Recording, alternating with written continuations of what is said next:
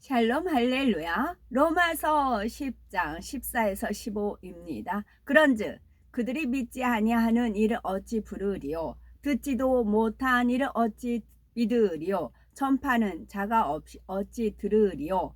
보내심을 받지 아니하였으면 어찌 전파하리요? 기록된 바 아름답도다. 좋은 소식을 전하는 자들의 발이여함과 같으니라. 아멘. 요한복음 15장 5절. 나는 포도나무요 너희는 가지라.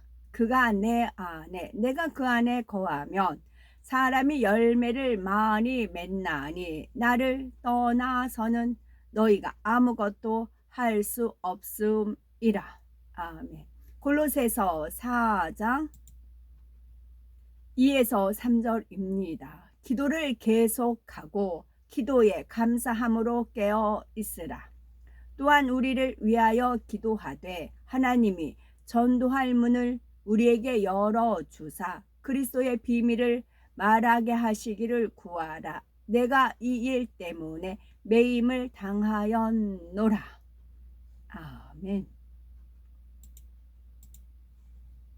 제목은 복음을 전하는 자입니다. 시편 126편 5절에 눈물을 흘리며 씨를 뿌리는 자는 기쁨으로 거두리로다 말씀했듯이 전도의 씨를 뿌릴 때도 마찬가지입니다. 복음의 씨앗을 뿌리는 자는 수고와 헌신과 눈물이 필요하지만 그 씨앗이 자라서 아름다운 열매로 맺히는 것을 볼 때 그 기쁨은 이루 말로 표현할 수가 없지요. 그래서 전도자는 쉬지 않고 복음을 전할 때 하나님의 은혜가 떨어지지 않고 성령이 충만하여 믿음도 신속히 자랍니다. 하나님을 기쁘시게 하니 하나님께서 그의 일을 책임져 주시고 응답과 축복의 간증이 넘쳐나지요. 그러면 복음을 전하는 자는 어떻게 해야 풍성한 열매를 맺을 수 있을까요? 첫째는 주님 안에서 온전히 거하는 삶을 살아야 합니다. 두 번째는 영혼 구원을 위하여 불같은 기도가 있어야 하지요.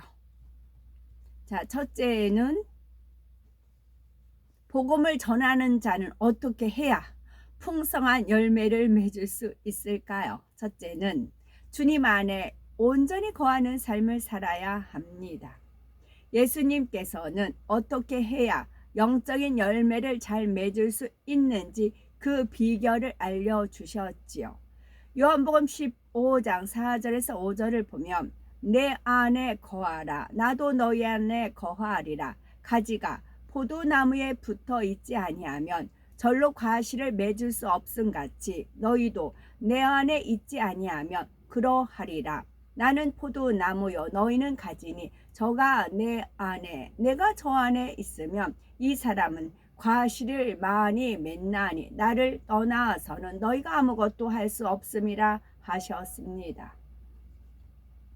포도나무 가지는 포도나무에 붙어 있을 때라야 물과 양분을 공급받아 생명을 유지할 수 있고 때를 쫓아 풍성히 열매를 맺을 수 있습니다. 우리도 생명의 근원이 되신 주님과 영적으로 늘 교통하며 주님께서 우리의 모든 생각과 말과 행동을 온전히 주장하시도록 주님 안에 거하여야 합니다. 이것이 바로 포도나무 대신 주님 안에 온전히 거하여 주님으로부터 생명을 공급받는 것이지요. 우리가 주님 안에 온전히 거하면 살아계신 하나님과 천국에 대하여 마음에 믿어지는 영적인 믿음이 위로부터 주어집니다. 또한 주님 안에 거하여 영으로 이루어 나가면 하나님의 사랑과 인정을 받게 되지요. 바로 이러한 삶 자체가 살아계신 하나님을 증거하는 것이기에 전도의 열매도 자연히 맺혀지는 것입니다. 나는 주님 안에 얼마나 거하고 계시는지요.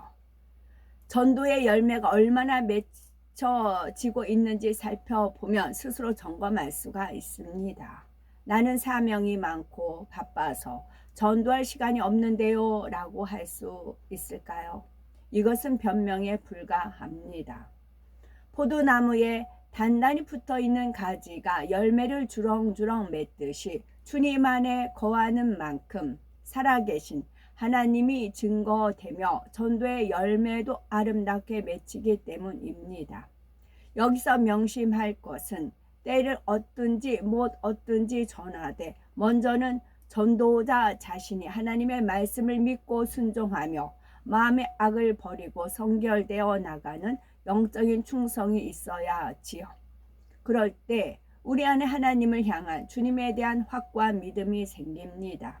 이처럼 마음의 흔들림이 없는 분명한 확신을 가지고 가족, 친구, 동료, 이웃에게 복음을 전할 때 전도의 열매가 풍성히 맺히게 됩니다.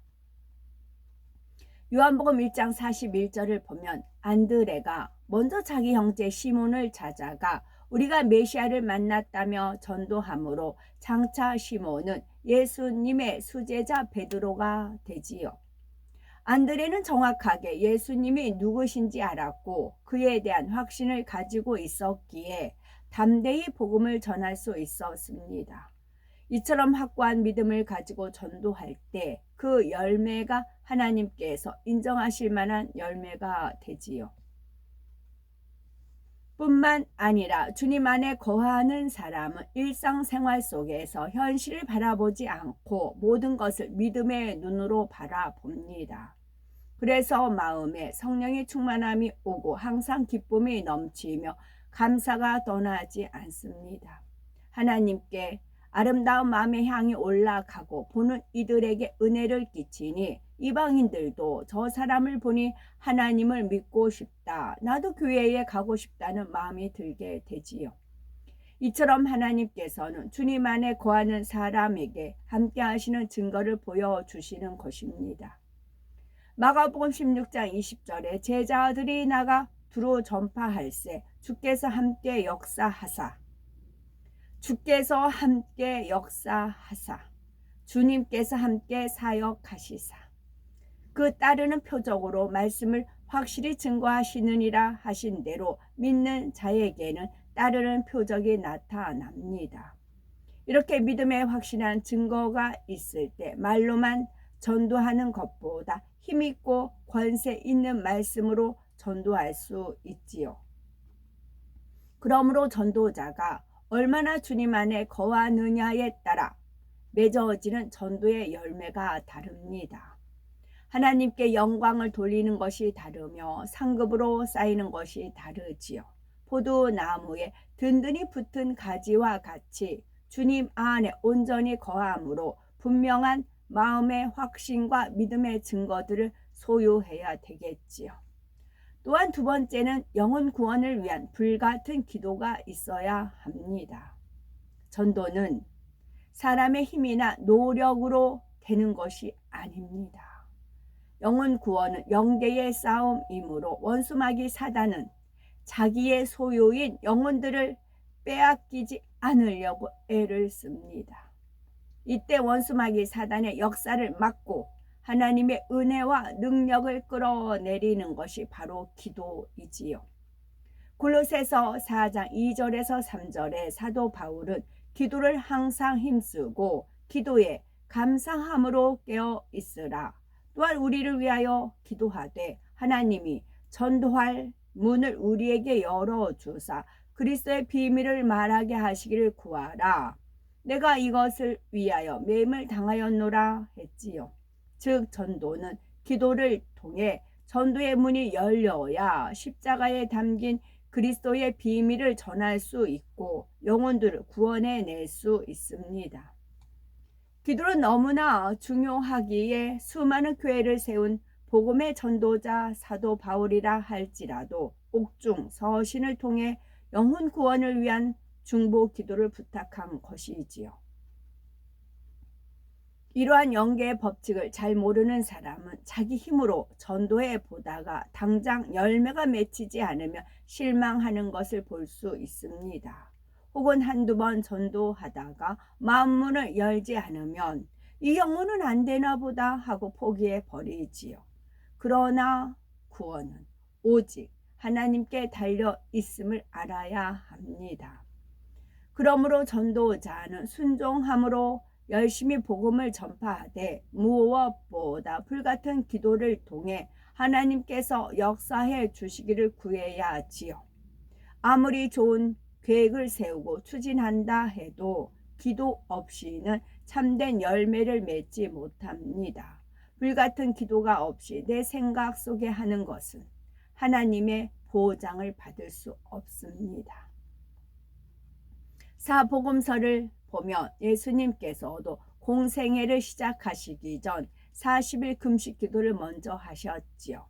무슨 일을 하시든지 무엇을 이루실 때에도 기도로 시작하시고 기도로 이루셨습니다. 참혹한 십자가에 달려 죽음을 맞으면서도 아버지여 내 영혼을 아버지 손에 부탁하나이다 하시고 십자가의 섭리를 이루셨습니다. 예수님의 삶이 그러하셨듯이 우리도 모든 일을 기도로 준비하며 기도로 이루어가야지요. 특히 전도할 때 입을 열기 전에 발걸음을 옮기기 전에 먼저 기도를 쌓아야 합니다. 그런데 영혼들을 놓고 간절한 기도를 올리기 위해서는 하나님께서 얼마나 한 영혼을 귀히 여기시는지를 느낄 수 있어야 합니다. 예수님께서는 영혼 구원하는 것을 잃은 양을 찾는 것에 비유하셨지요. 양 100마리가 있는데 그 중에 하나를 잃으면 99마리의 양을 들에 두고 잃은 양 한 마리를 찾아다닙니다. 깊고 험한 골짜기로 내려가야 하고 때로는 가파른 바위 산도 올라가야 하지요. 양의 울음소리가 들리면 가시덤불 속도 들어가야 하며 맹수들이 도사리고 있는 숲속도 들어가야 합니다. 오직 양을 찾고자 하는 일념으로 자기 생명을 돌아보지 않고 어디든지 가는 것이지요. 이처럼 하나님께서 얼마나 안타까운 심정으로 이런 양들을 찾고 계실까요? 어찌 십자가의 사랑으로 구원받은 우리가 주님의 마음을 헤아려 전도하지 않고 견딜 수 있을까요? 악한 원수 마귀 사단의 권세 아래서 신음하는 불쌍한 영혼들을 주님의 품으로 되찾아오기 위해서 더욱 간절히 기도해야 하겠지요.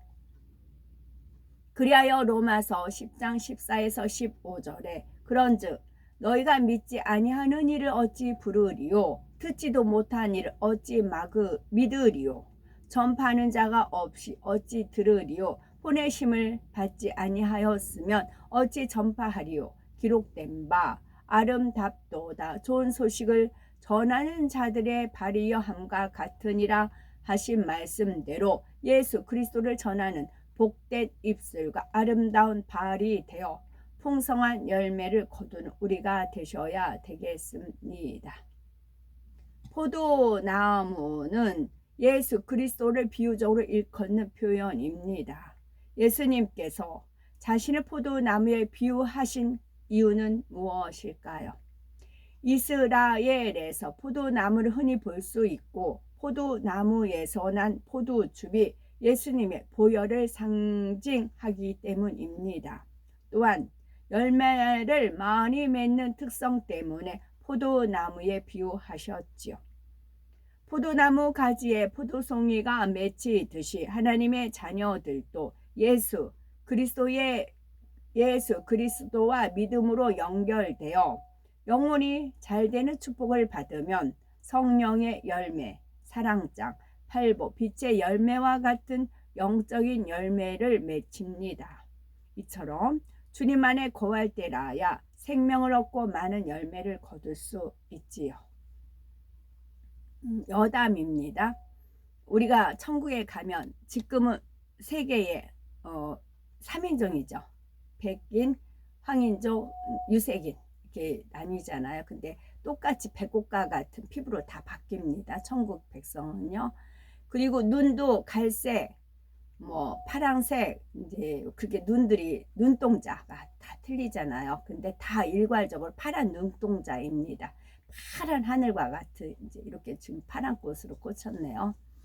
이제 그것은 이제 알려주셔서 알고 있었는데 어느 날 이제 무비코는 영화가 좀 감동적인 게 옛날 영화이기 때문에 서부 시대 그런 영화이기 때문에 좀 우리한테 권선징악도 있고 좀 교훈이 됩니다. 마음에 감동이 돼요. 또 배울 게 많고요.